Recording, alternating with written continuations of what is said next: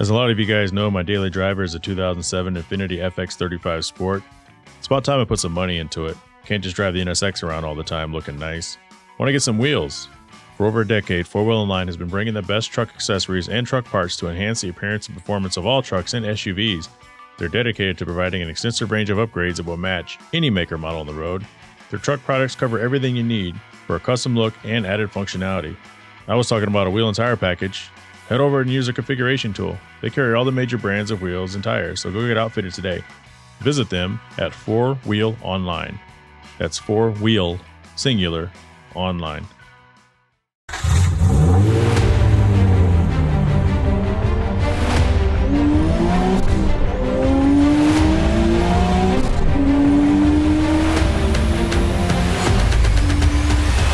Welcome to the Hard Parking Podcast, brought to you by Right Honda out of Scottsdale, Arizona. I am your host, Jhae Finning. Coming up on today's show, Tim McGrane of the M1 Concourse, Upper Detroit. I felt the conversation was phenomenal, and I think for those of you that are unfamiliar with Tim, myself included, you kind of got a slice not only into his history, which he talks about a lot, but just his current mindset and just his approach to a lot of things that he does in and around these concourse events, these hospitality-based events, and kind of his thoughts on the EPA and some of the new trends that are out there. And that's coming up in just a few minutes. On one of the Instagrams that I'm a part of, the One Auto Movement, we posted a question, and it made me think. The question was, what was the first car show that you went to? And I had to think about it. And I didn't really have the upbringing to where, well, my father went to car shows, or I had an uncle who was always wrenching on cars. Like, I didn't know anything really about cars. I knew that the first car that I bought a car poster when I was in middle school, the Vector, which I've talked about before, and I had a slant-nosed Porsche poster on the wall. But I don't think I actually went to my first actual car show where you have people who set up and sit by their cars and you have a judged event and trophies till I was well into my 20s. In fact, I don't think that I went to a legit car show other than just hanging out until I bought the NSX in 2012. And it's kind of interesting because here I am, I'm 45 years old. People know me as being someone who loves cars, and I've always loved cars. I used to subscribe to the magazines when I was a child. I Road and Track Exotic Cars Quarterly, Auto Week, everything. I had 5 or 6. I was one of those people where they would call you and you would sign up, or you would see in the magazine, you would sign up for like 5 different subscriptions for $20. I would have all these magazines come into the house, but it was never Import Tuner and it was never Turbo Magazine. I mean, I had a few of those because I had friends that were into it. I would go to the drag races, but I guess actually paying attention, it wasn't until I was older, but I do remember every year my father would take my brother and I to the Dallas Car Show. And so for us, that was the car show. As an adult, we know it's very different. The Detroit Auto Show, the LA Auto Show. For us, it was the Dallas Auto Show, and that's where we would go, and you would see production cars, just normal cars, and most of them would be stanchioned off, all the nice ones, and the regular consumer class, I would call it, you could get in them. I remember sitting in a Ford Probe when I was in high school. It was a 92 or 94 Ford Probe. I thought that car was just for me. The Subaru SVX, I thought was an awesome vehicle, but those were the car shows. I always thought that was the car show. I never really understood what the other car show was. And the first car show I went to that was a judge show was with my brother-in-law, Ray, who has been on here before. And that's, like I said, right after I bought my NSX. And that was the Out of Control car show outside of Detroit somewhere, or toward Detroit. I lived in Grand Rapids, and I took home a trophy, second place, 90s vehicle, totally unexpected. But that kind of started it. And then it wasn't really until I moved here to Arizona in 2014 where I really started getting involved in the car scene, as it was totally different than in West Michigan, at least from what I had witnessed and understood. And that's when I started doing the car shows and trying to clean my car all the time and make it look better for the judges. And I had a few successes. I had some failures. And I remember one of the biggest frustrating things for me is I was kind of caught in kind of a middle ground with the NSX. It wasn't car show scene specced out. So a lot of the shows, you have Import Face Off and some of these other car shows where they want to make sure that you can't just have wheels. You have to make sure your wheels are different. So I had TE37s on my car, super classic look. But for people who don't know the difference, they just saw it as some guy with an NSX who pulled up with wheels and trying to win a car show. Nothing more frustrating, because I had done a lot of work to the car before I even moved here, but it looked to the naked eye as if it came like that from the factory, although it didn't. But even with that, I still ran into some issues, and then I decided to really do the ultimate build and do all this other stuff, and I had my time in the car show scene. But I say all that to say that Tim McGrane coming up, completely different car scene, completely different everything. And when we're talking about a guy whose background has been with Barrett Jackson, the Rod Report, Blackhawk Museum, Monterey Car Week, the Historics up at Laguna Seca. That's a different segment of cars that I've ever really been exposed to from a hobby standpoint. Now, you guys know I love going to Monterey Car Week, but the good thing about this conversation is that we're just two car people, and you learn so much by peeking into the other half, because for people who aren't into cars, all car people are the same. But there's so many different places to go as a car person, and so many different levels, and so many, it's just, there's a lot out there. But I won't keep you guys waiting. Coming up, Tim McGrane. It's time for the social media highlight of the week, brought to you by Cell Shop. The Cell Shop is an Arizona-based retailer that strives to be your destination of choice for wireless services. Visit them at cellshop.us. Today's special guest, CEO of the M1 Concourse in Detroit, Tim McGrane. Welcome to the Hard Parking Podcast. Jhae, thank you. Of course, thanks for taking the time. So this year we have the Woodward Dream Cruise, and they do that every year. I lived there in the area, sort of, but I never made it to that event. You've done a lot of stuff, and we'll get into some of that here in a few minutes. Have you ever been to the Woodward Dream Cruise? I have not. This year is going to be my first time experiencing it as someone who's lived on the West Coast, and for the better part of nearly 3 decades, I've been actively involved in one form or another with the events that happen on the Monterey Peninsula, whether they be auctions in my early years, the Pebble Beach Concourse for a long period of time, most recently Laguna Seca and the Monterey Historics. So I've heard a lot about it. Certainly, I think I have a full understanding of what the Woodward Dream Cruise culture is all about, but this will be my first year. Oh, yeah. It's a different animal from what I understand, especially coming from where you just came from. And for people who normally listen to this podcast, they know that I love Monterey Car Week. Love Monterey Car Week, and been up to the Laguna and the Historics. And when I try to explain to people what it is or what they can see, they're in disbelief that, like, no way, like somebody's racing that. I said, yeah, you have no idea what era you're in, because they take that very expensive car and they put it on that track, and they go, they're not driving around on parade laps. Yeah, what you see on the roads there, and not that they necessarily all comply with California DMV, but that particular week, there's sort of an accepted sort of grace period of, as long as you behave yourself, you can push the boundaries of what's on the road. So you do see some fabulous machinery on the road. Absolutely. So for my listeners, can you kind of tell them a little bit about yourself? So I grew up in Kent, southeast England. I was probably within earshot of the Brands Hatch racetrack, which in England was one of the 2 racetracks at that time that would host the Formula One Grand Prix. They would alternate years to year. So as a young kid, we would go out to Brands Hatch basically for any reason we could think of. We'd cycle out there, and whether it was at one end of the extreme, go-karts and saloon cars, and then motorcycles and Formula One races, whether it's the Grand Prix, or they used to have what they called non-championship Formula One races back in those days. So there was an event called the Race of Champions. And motorcycles, I think, were an early passion of ours, because we could all imagine ourselves being, Mike Hailwood or Agostini or Phil Reed on our bicycles riding around the neighborhood. That last comment makes me wonder. I wonder if children today, because life evolves and the things that people are into evolve so much, and some of those memories, like those are some of the best memories. You're riding on your bike and you are somebody, or you're in your little car or whatever, and you're pretending like you're somebody. I wonder what kids these days look forward to. Bikes don't have spokes anymore. I mean, so it's been a long time since you've heard the playing card on the rear wheel. Right. Anyway, so I grew up there. Has always had sort of a passion for cars from an early age.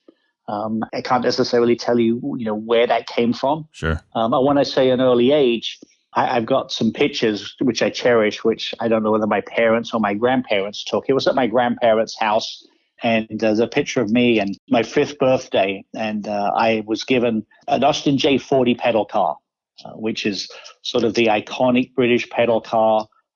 Most people see them now. They're the pedal car that's used when they do the race at the Goodwood Revival pedal car races down the straight. Mm-hmm. So that's why they're most notable. It's also made why they're very difficult to get hold of at affordable prices. And anyway, I had one of those my 5th birthday. So I'm thinking that I probably was into cars at an early age, because if I was into soccer, I'd probably be standing there with a soccer ball under my arm. Sure. But anyway, so cars was something that was around. Lots of friends, either into custom cars and hot rods. We got American cars when we were young. My dad was a car dealer. He had a used car dealership. It was a business to him. Right. It wasn't a passion. He had formerly been a professional soccer player.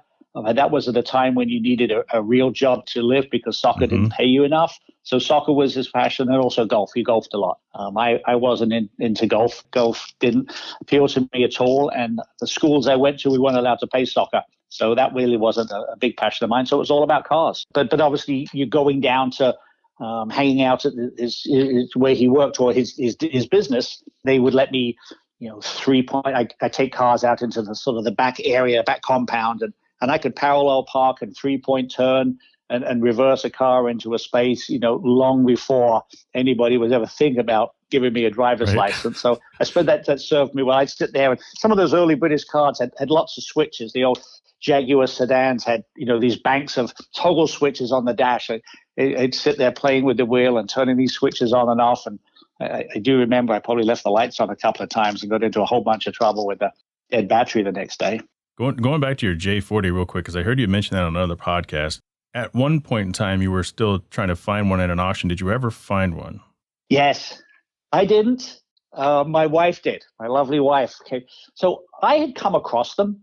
I used to go to Hershey each year for a number of years, and you'd find them there. And they would be project cases. Right. And you're like, oh, I really don't want to take that on. Or the other extreme, you'd find them at an auction, and they would just go for crazy money. And I'm thinking, this is going to end up to be a credential holder. I mean, that's really what it's going to do. It's going to sit there, and I'm going to relive, my youth. But that's so it wasn't something that I kept looking around just in case. And the appeal of Goodwood just drove them up. So we were at the Pebble Beach Concourse one year. My wife and I were at a cocktail reception, and talking to actually somebody I knew for a long time from the Seattle area, who had a big automobilia collection. And he excused himself to sort of go to the restroom. And while he was gone, Cindy said, "You think Gordon's got an Austin J40?"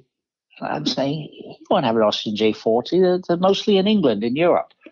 Well, little did I know that she asked him, and he had two, apparently. Oh, wow. One restored and one unrestored. And she ended up buying the unrestored one, probably because the restored one was, like most of them, crazy money.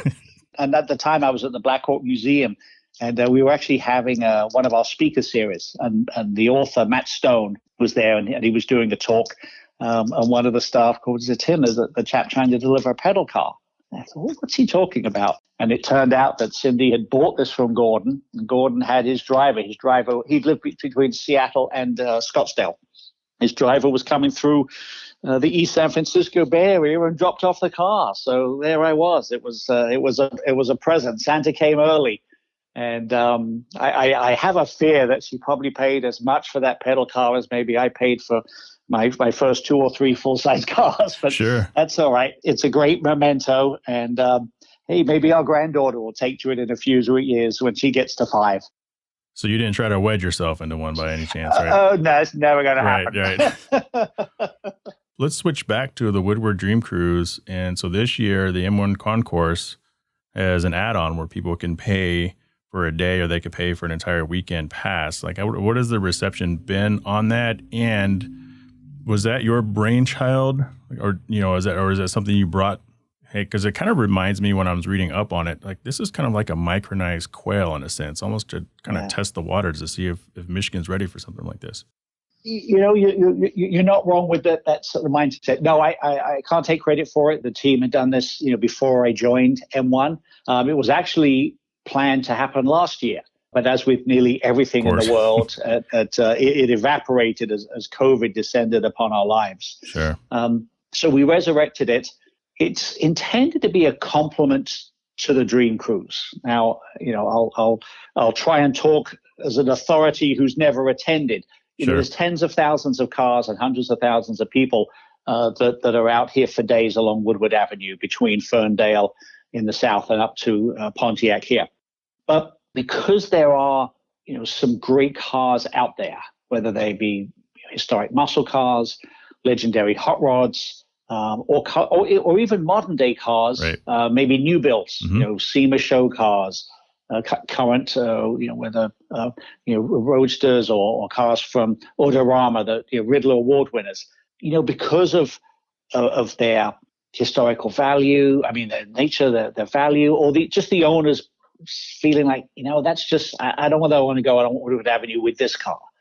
Right. But they still want to share them. They enjoy their cars. They want other people to enjoy their cars. So we thought if we created an event, a series of days, this was 3 days that we would do different events all around cars that were part of what the culture of Woodward Avenue or Dream Cruise is. And because we have this controlled environment at the M1 Concourse facility, so we put it together. We also are able to offer some additional amenities. The ticket will include, you'll get food during the day, you'll get beverages, we'll obviously have the necessary facilities. Parking will accommodate you with parking, not all of it on site, some of it off site, but with shuttle service. So all those things that maybe some people have found challenging and maybe a deterrent to go down and do Woodward Avenue, that this will give them an opportunity to come here and enjoy these cars. And again, it's we're not looking to take anything away from the Dream Cruise because that's what that's what it's all about. But we're on Woodward Avenue. M1 Concourse took its name from Woodward Avenue's, original Highway 1 designation, Michigan 1 Highway. Right. Actually, from what I understand, there's a certain section of Woodward Avenue was the very first paved highway in North America. So thanks to the honorary Augustus B. Woodward, so we sit right on Woodward Avenue. So it was only natural for us to create something, while such an event was happening with so many cars and so many people. When we first announced it, there certainly was some cautiousness about it. This has been traditionally, a free event, unless you're trying to park your car somewhere along Woodward in a parking lot, where it seems to be quite a revenue-generating venture for any property owners around the area. But I think now people, and we've had an outreach program with car clubs. Our team members are going out to the many car events that are now happening now that the weather is nice, whether the weekends or even during the week. And people are really getting engaged with it. And, in the last, 2 weeks, our ticket sales are really taken off. So we think that the people, are seeing this, as a good opportunity, but it's not an alternative in the sense that they can come to our event. So, we've got some car clubs where, maybe they found a place or they have a place, but they can only fit 25 members' cars in. And There could be 50 members. So, who gets is it the first 25? Is it, okay, Joe, it's your turn this year because you did it last year. So somebody's missing out. Whereas here, we could accommodate if that's they came to us and say, okay, we've got place for 60 cars, but they can also leave here and go out and cruise Woodward Avenue if they've got a spare 4 hours, which I understand what it takes to get around. A 45-minute drive turns into a 4-hour cruise, and come back and their parking space is still there, the space where their club is. So we think that will be appealing, and it's going to take a while.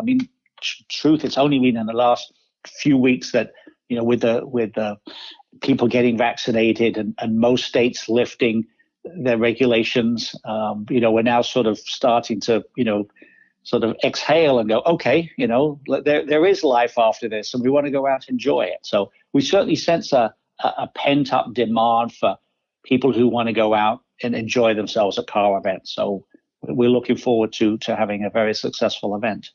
I didn't really think about some of these vehicles breaking down or potentially having issues? Because I have to believe there was probably been a laid out history of just things that have gone wrong, whether intentional or unintentional over the years. So now they can park these cars and people can still see them. But for an event that's been so traditional to the entire region, not just Detroit, the community adoption of this, I can imagine what some of the feedback could have been when they first pitched it, or what is still coming in. Like, have you had to see or read or handle any of that stuff?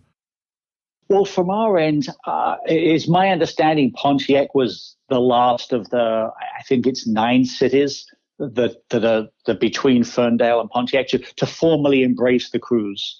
And I can't tell you why that was the case. But, some of the cities are obviously very embracing.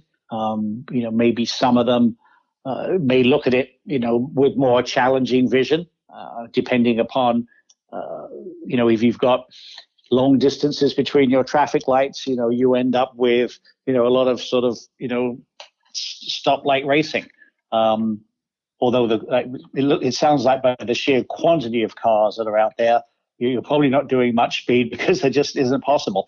But if you're out there on the road, I mean, you've got people that are cruising, people that are just trying to get somewhere in their normal life and probably wondering, what did I get in the middle of here? So to take the kids to a soccer game or something. So I think there's, the organizing committee, obviously, I wouldn't say it's a challenging job, but it's certainly I'll take my hats off to them trying to get, again, if it's 9 cities to sort of all agree on something, but I think it's probably one of those things. They're coming anyway.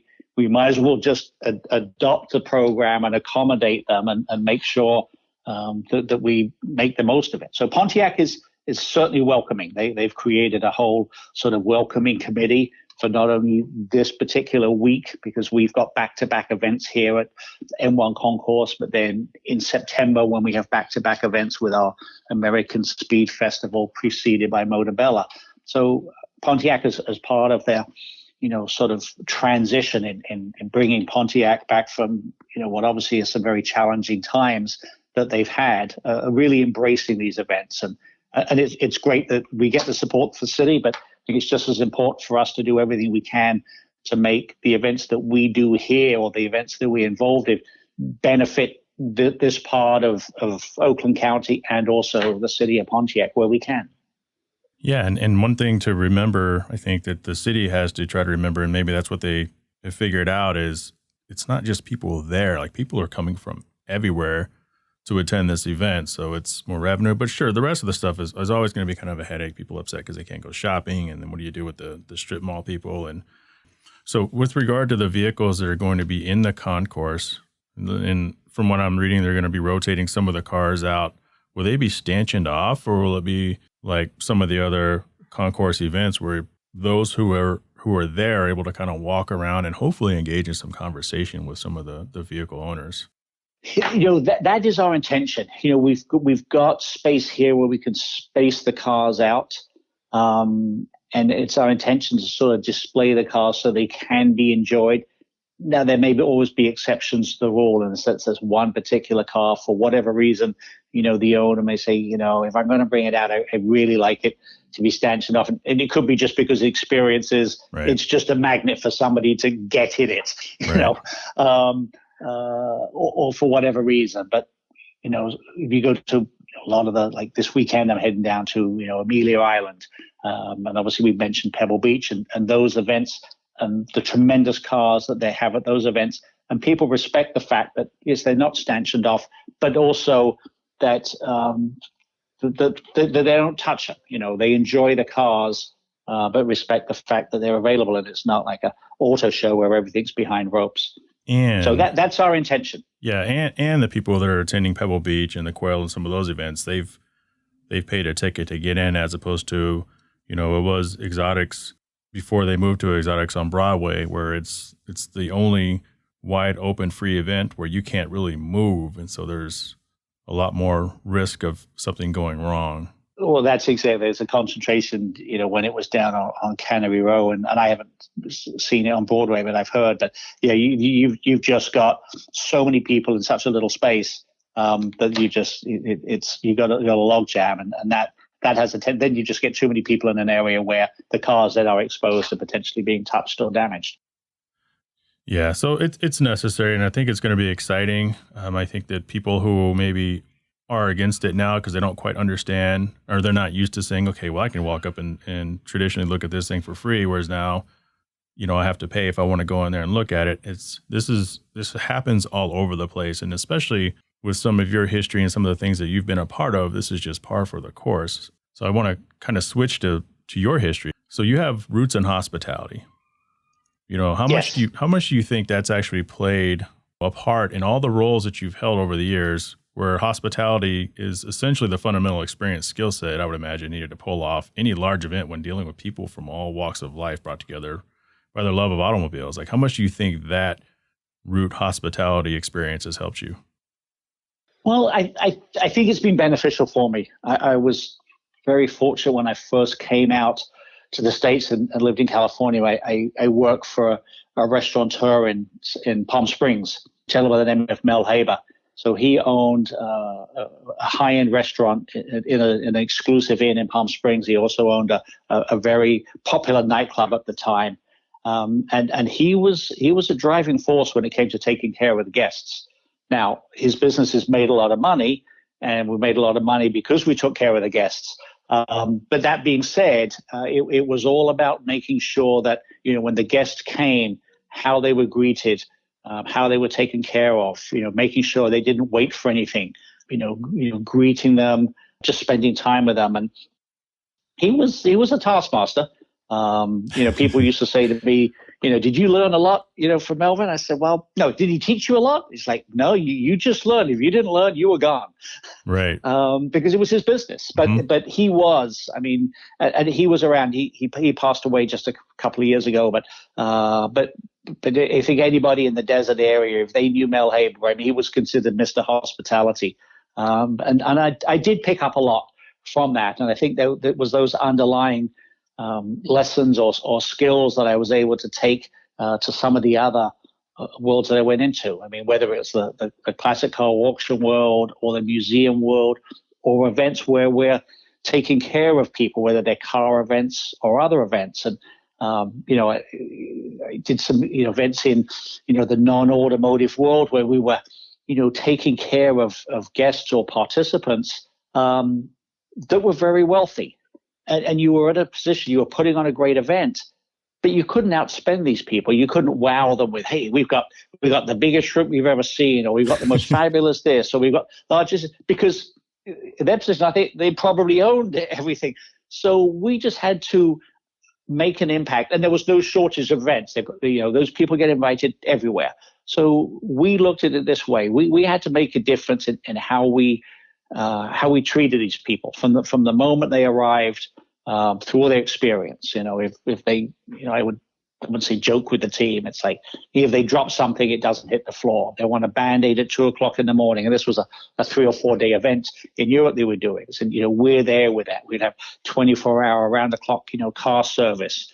And it was just things like that at that level, but also the car show level. So what is the guest experience going to be, whether they've bought a ticket or entering a car.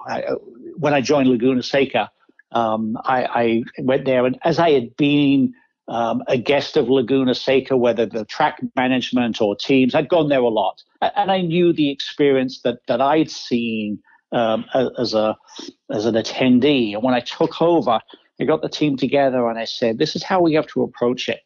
Whether they've driven down from San Francisco and they've spent money on a tank of gas, or they've shipped their race team from the other side of the world, they've spent money to be here. And whether it's a sunny day in the summer or a cold, wet day in the winter, it's our responsibility for all these people, media, teams, sponsors, vendors. We have to give them that bucket list day experience. If you don't like motorcycles, then don't volunteer for a motorcycle event.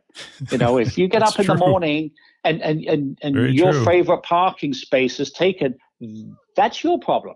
But check it when you get out of the car, because that person coming doesn't need to meet a grumpy person because 100%. they've paid money. They want an experience, and that's always been sort of the culture or the approach that I've tried to instill in our team. Because again, if you're paying just a ticket to come to a car show, everybody that you meet along the way, if you're a patron, a guest, or whatever, you've got to feel like you're wanted there. And I think that's the underlying approach at every level of the types of events that we do, because it's so easy to moan and groan and people go, oh my gosh, I got 3 more hours to go. And then the person comes around the corner, he's like, hey, I'm here. And you go, oh, what do you want? It's like, no, That's not how we do it. So I think to your original question, I think that the hospitality mindset, has to be part of all the events and activities that we do. And I think that I've been involved with.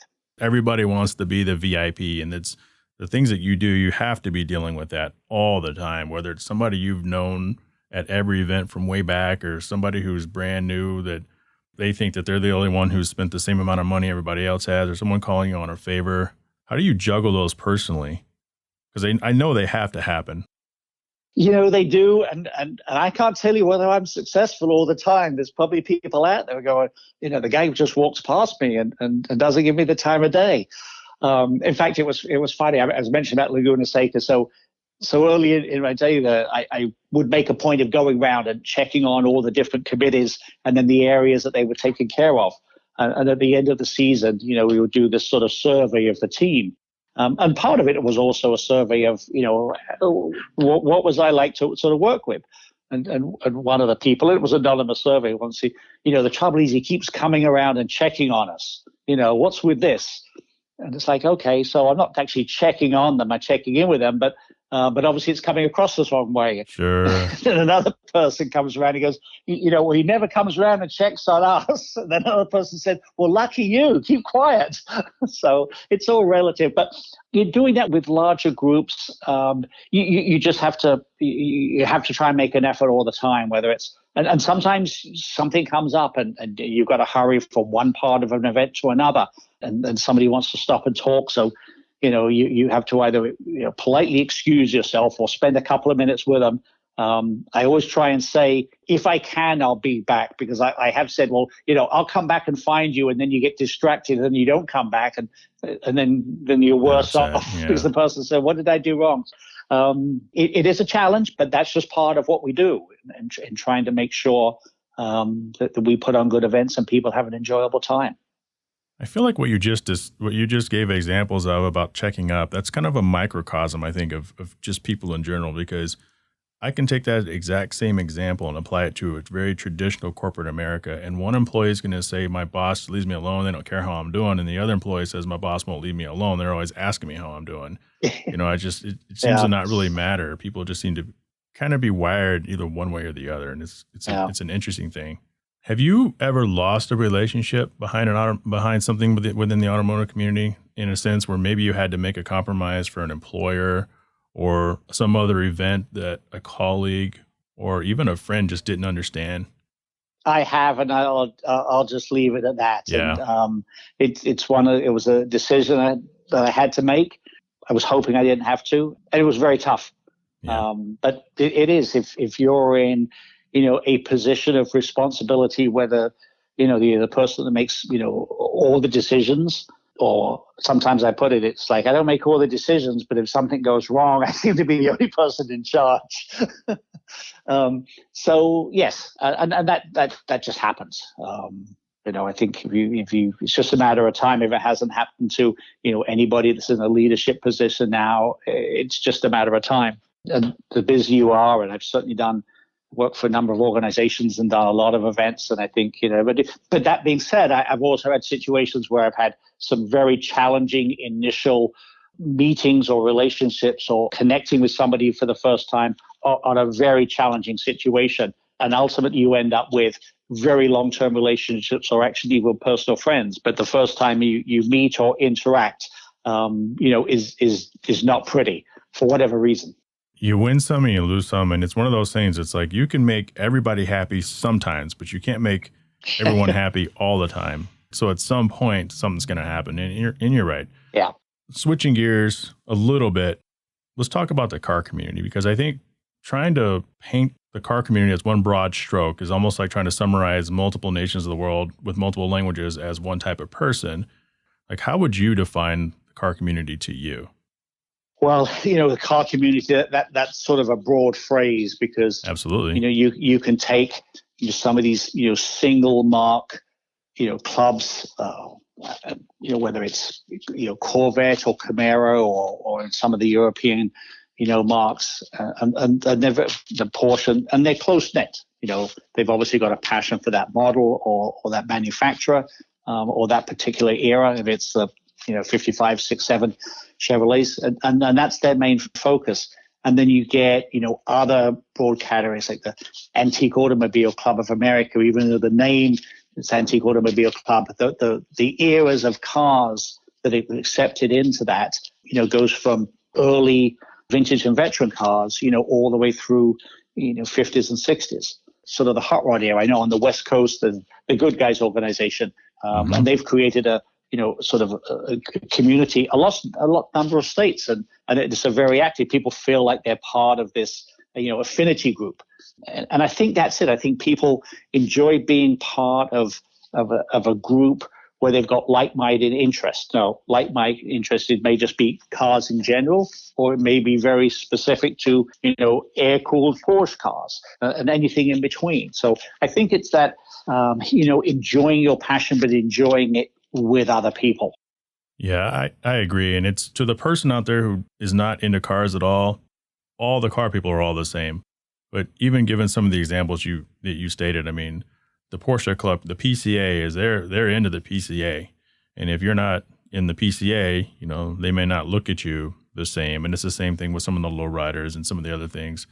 And I just think it's interesting that, we're all into it, but it's just different enough. Sometimes there's a lot of division in the car community.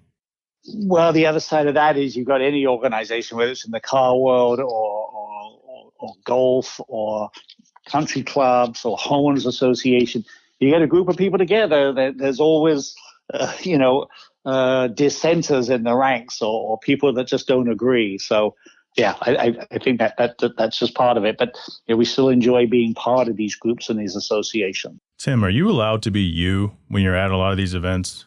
Because it seems like you're in a position where you almost have to kind of be guarded and watch everything you say, unless you're surrounded by some of your closest friends that you've accumulated over the last 3 decades. Well, I'd like to think I don't have to watch what I say. I hope I just say, the right thing all the time. But I think because some of the organizations that I've worked for, I certainly do have to be mindful of the situations I'm in, and how there are certainly some times where I've gone, I could quite easily like jump in that car or jump on that motorcycle and go blast around this facility and go, nah, I can't really do that right now because I'm supposed to, I'm supposed to sort of set an example as sort of leadership of this organization. Mm-hmm. But that being said, I try to make sure I enjoy myself because invariably I do. I mean, I've been very fortunate that I've had a career that's allowed me to work in areas that I've really enjoyed. Which means if you're working long hours, you're doing it as something you enjoy. The downside is that there's no off switch.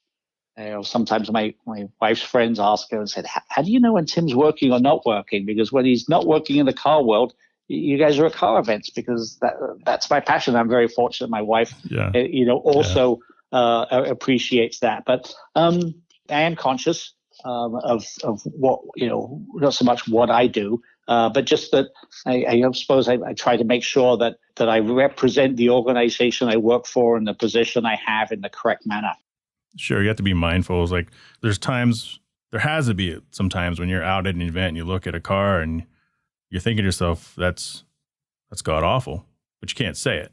But when you go inside and you're on the computer or flipping through a magazine, you could stop at a car and say, oh, that's god awful. It's just the human factor, right? It's one of those things I remember looking back at the cars I liked when I was younger and a lot of them I still like, but there's a lot I'm going, what was I thinking back in those days? And from a point of view of, people are passionate about all different cars. And I suppose at a younger age, I probably was critical. I was that person. They're going, oh my gosh, that thing's terrible. There are times when you certainly do look at a car and you go, whoa. Sure. You try not to say it out loud. But then there's cars that, again, that wouldn't be my taste. But then I connect with the owner, and then you get engaged and see what they like in a car. Sure. I've got a daughter that, she likes unusual cars. And sometimes she'll go to me, Dad, look at that. I'm like, you like that? She goes, yeah, that's great. And I'm going like, do I really know you? Right. But we go around, and that's the fun part of it. It's, if we all like the same thing, it would be a boring world. So some people's tastes some people's tastes are a little bit way out there. That's a great response. And it kind of brings up this nice question. So what have you seen along, as far as the evolution of the automotive car culture? Because there's people who have super negative camber where they're riding on an inch of the tire, which obviously is designed to do that.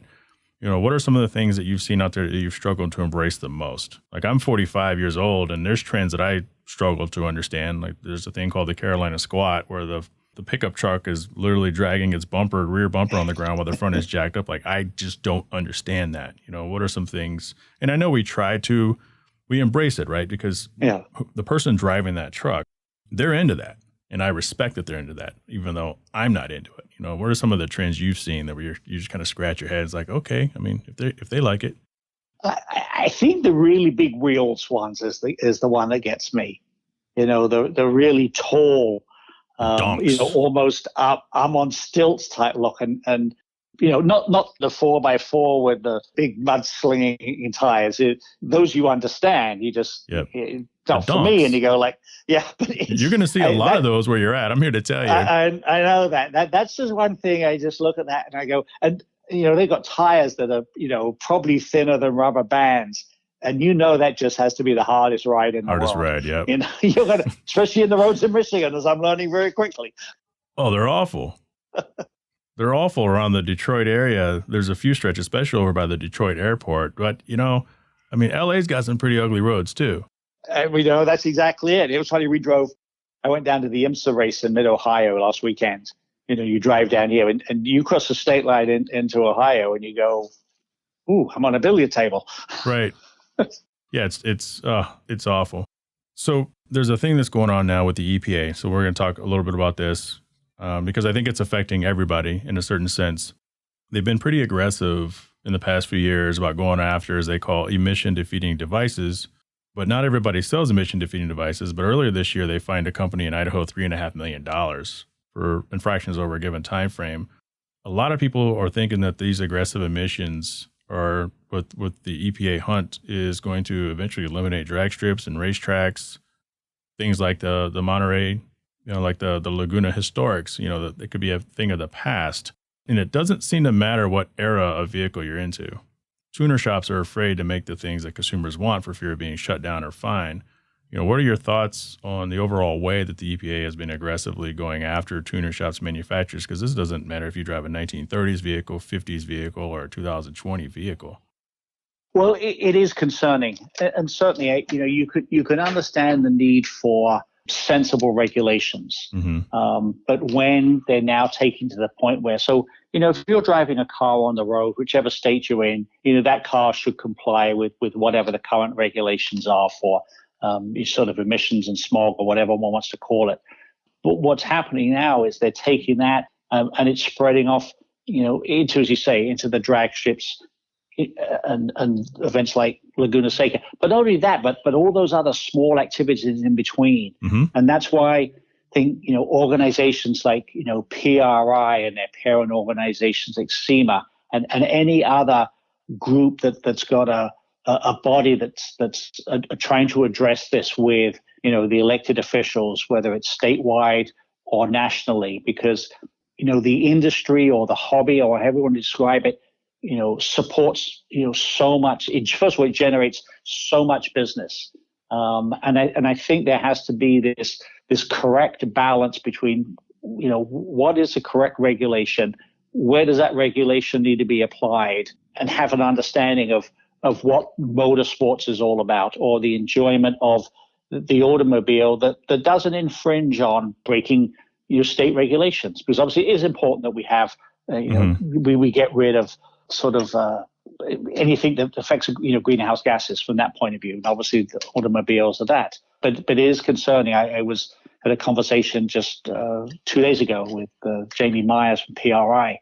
And that's the one good thing. Well, good thing there's lots, but that's the one thing, SEMA has that power, because of their size. But some of the other racing organizations and any other collective body that touches the world that we're in, it's very important that we address that, because if you're not into cars, you don't have to be madly passionate about cars. If you don't understand it, it's easy for an elected official just to go, oh, well, this looks right, and they stamp it, and they don't understand the collateral damage that's caused by something that, and even if they did understand, they meant well, but it wasn't thought away through and how it impacts the larger automotive, motorsports, and everything to do with the world that people enjoy with cars.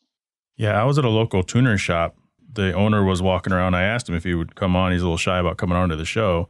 But, he said they're doing work for a commercial. They're scared of the individuals coming in, like myself, to get stuff done because, Magnaflow and Borla and all the big names themselves, like production is almost halted on their research on these things. And the EPA isn't coming in and saying, hey, beginning on June 5th of 2021, no more. They're saying, give me your books, stop what you're doing. We're going to go through and we're going to fine you for every infraction, and then we'll talk. And it's scaring the heck out of some of these smaller businesses. Yeah, that's so wrong. It's really not the way to approach it. And I hope they get that, corrected. We all, I suppose we all have our own versions of how we perceive bureaucracy at different levels, but that just seems a case of where it's really gone way off the rails. Yeah. Let's flip this around and get you out of here on a couple fun things. There's times, at least I know, where you kind of look back and you miss a certain feeling. Like maybe that first time you saw a car where it's like, oh, wow, I got to have that car. Like for me, the first time I saw a McLaren F1 or a Vector, it's that feeling. Like what's something you look back and miss, even though it's gone and it's okay that it's gone, but you still kind of look back. It's like, man, I missed that. Probably the high-pitched roar of V12 and V10 Formula One engines. We look back, and at that time, race car engines were just loud. But it was a sound. It wasn't a noise. They made this wonderful sound.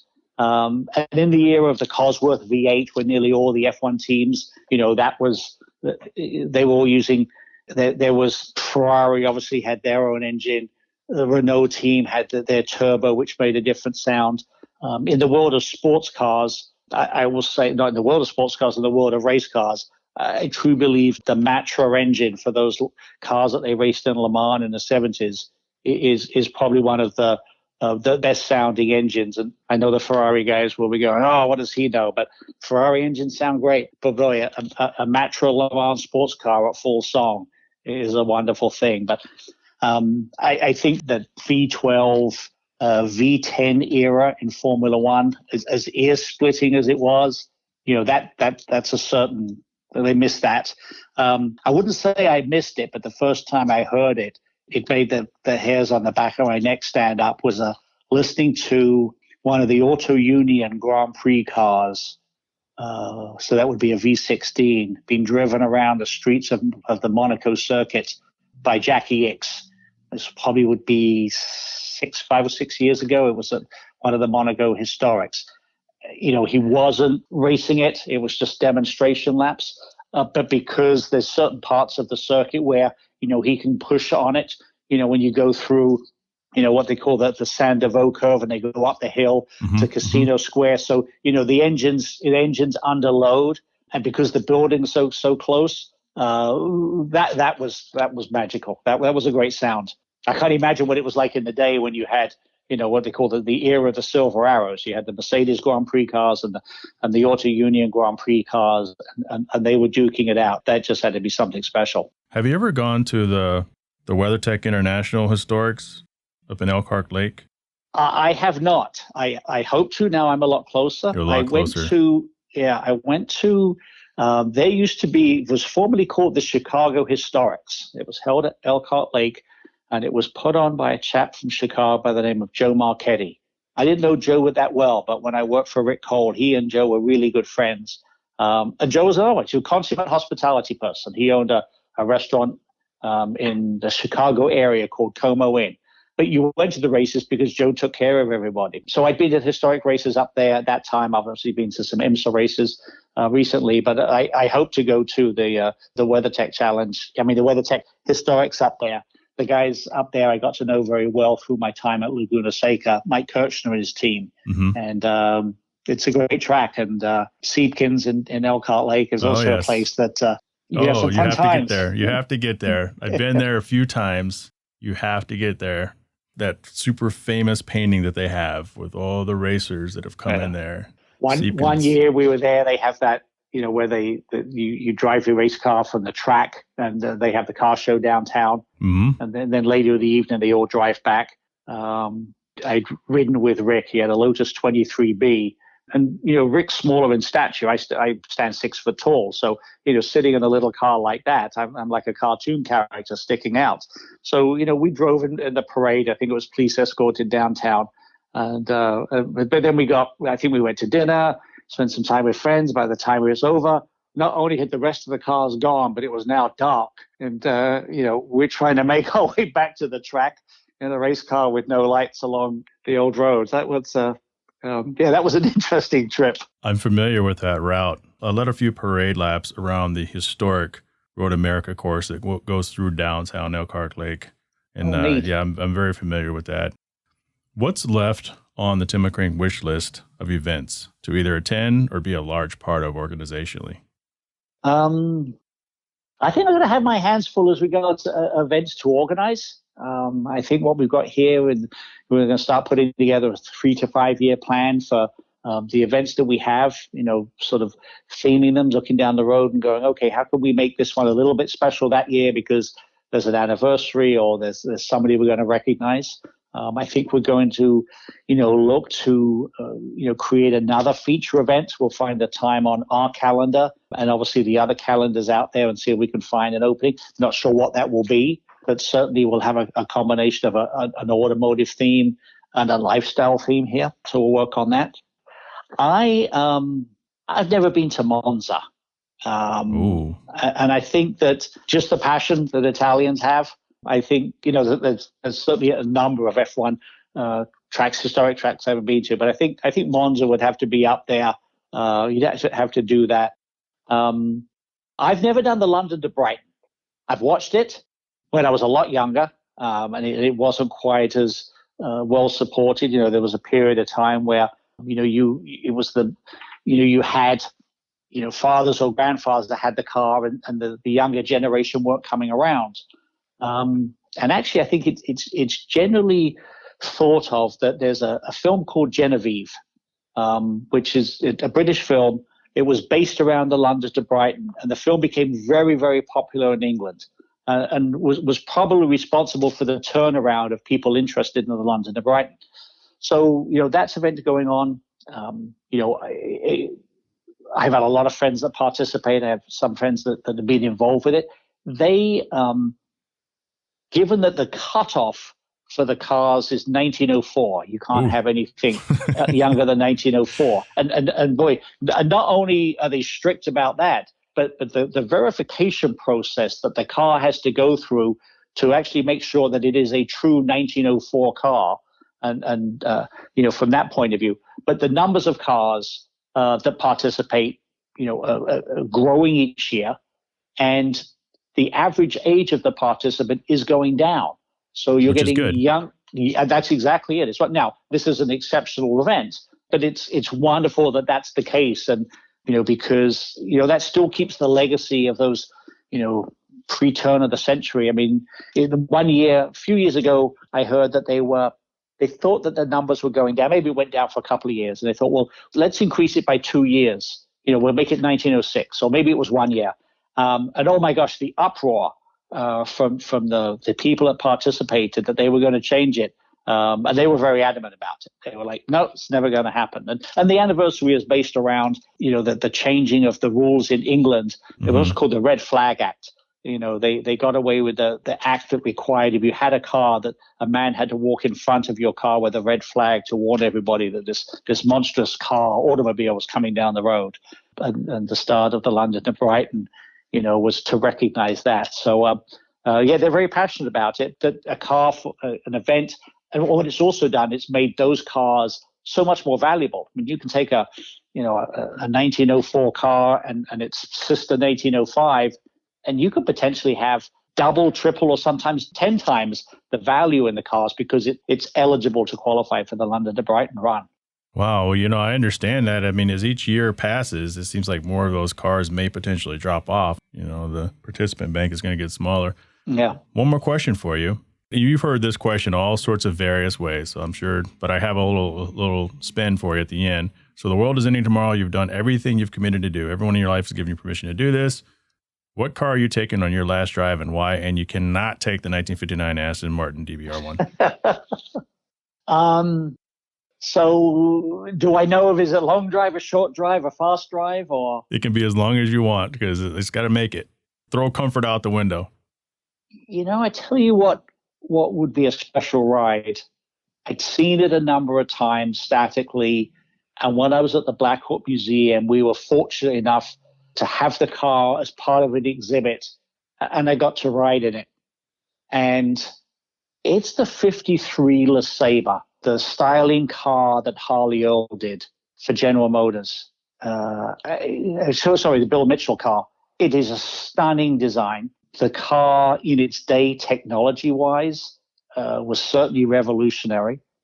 I would say that would be it. And I would say just give me enough time to get cross-country at a leisurely pace. So kind of comfort. I'm looking at one right now, or one I believe is it. It's blue. It's a lighter blue. It's got that circle distinctive oval, and that actually rotates to 180 degrees, and there's two headlights in that. What? So that spins around, that oval spins around, and that's where the lights are. It was actually probably the original flex fuel car, because in the back, there's one tank to take gasoline and one tank to take ethanol. It's a pretty special car, but styling-wise, it looks wonderful. Yeah, that would be a ride. Wow, I did not know that as far as ethanol. And people think this is a new thing. And I talked about this on an older show. Yeah. They've been trying to do EV vehicles for ages as well. It's just now like a big thing, Yeah. So if you want to get a hold of the adventures of Tim McGrane, how do they get a hold of you? I spend a lot of time at M1 Concourse. So on our M1Concourse.com website and our Facebook page, there we just keep up with what we've got going here. And, for people who are interested either in the area or making a road trip, sort of come by. Now, I should say back onto the LeSabre. So the LeSabre, and I think the exhibit is still going on, at the Detroit Institute of Arts, they are having an exhibit, and the exact title of the exhibit slips my mind at the moment, but the LeSabre is part of that. It's a pretty stunning selection of cars, again, the past, present, and future, different styling. Obviously, being at the Detroit Institute of Arts, it's all about sort of the art of the automobile. But if you're in the area, it's well worth stopping by. And then, obviously, if you're making a car stop, you have to go to the Henry Ford, to go to the Detroit Institute of Art. And if we've got a car activity going on at M1 Concourse, stop by here. Awesome. Thank you so much for spending the time with me. It's been a big pleasure. Jay, I appreciate it. Thank you very much. Thanks for the opportunity.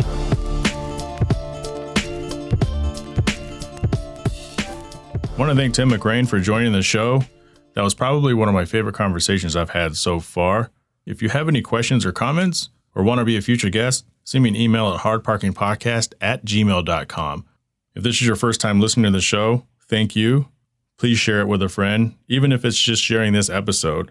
And if you really like the show, go ahead and subscribe. Each week, I promise you, I'll give you something new, something different. Want to thank Wright Honda out of Scottsdale, Arizona, higher quality detail out of Tempe, Arizona, boosterbath.com, fourwheelonline.com, tonguetreats.com, and Cell Shop Wireless Services. Can't forget The Credit Mix, Patreon business supporters, Kuya Automotive out of Winter Garden, Florida, and other people who have joined the Patreon program. If you're in a position to help the podcast upgrade, you can join for as low as $3 a month and get access to bonus audio as well as show swag. I'm actually working on some new t-shirts. Those should be out very soon. Or you can click the anchor.fm link in the description, which allows you to support the show for as low as 99 cents a month, which you can't even buy a cup of coffee at that price. You can pick up some swag at the Teespring store. I also invite you to join in on the conversation at Hard Parking Violations, which is a Facebook page specifically for this podcast and the Hard Parking Media.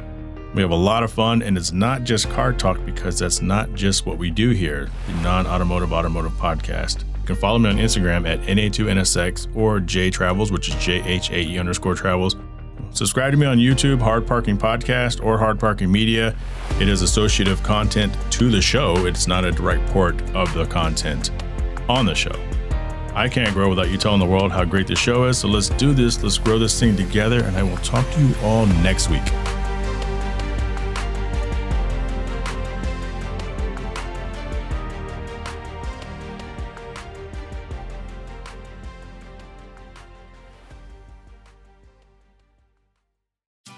Are you tired of blowing out your back at the bathtub while washing your dog or subjecting your canine to a water torture bath while leashed up to a post outside? Now there's a far more effective way to wash your pet while saving your back and keeping your dog happy. It's called Booster Bath, a portable bathtub on legs. Head over to boosterbath.com, one word, and pick one up. Available in 3 sizes, this tub system features a drain, a soap cubby, and water controlling wand. This tub conveniently breaks down to be stored when not in use. Want to save 10% on your first time purchase? Head over and sign up today to make that happen. Boosterbath.com. Are you tired of your dog losing its cool in a thunderstorm or fireworks? You might want to look at tongue treats. TongueTreats.com. High anxiety relief, pain relief, inflammation relief. It's a direct connection between the tongue and the brain. Doesn't waste time going down to the stomach, where it gets broken down, enters the bloodstream, then to the brain eventually. By then, little Izzy, my dog, has been hiding under the house for like 20 minutes. The Tongue Treat CBD strips provide rapid results for your pet with the right amount of CBD, which is not psychoactive. It's important to test and verify your pet is getting the proper dosage. A single strip should be enough. Have doubts? There's certified analysis from a lab available on the website. Think about it. Efficacy and economy. Tongue Treats. Shut up!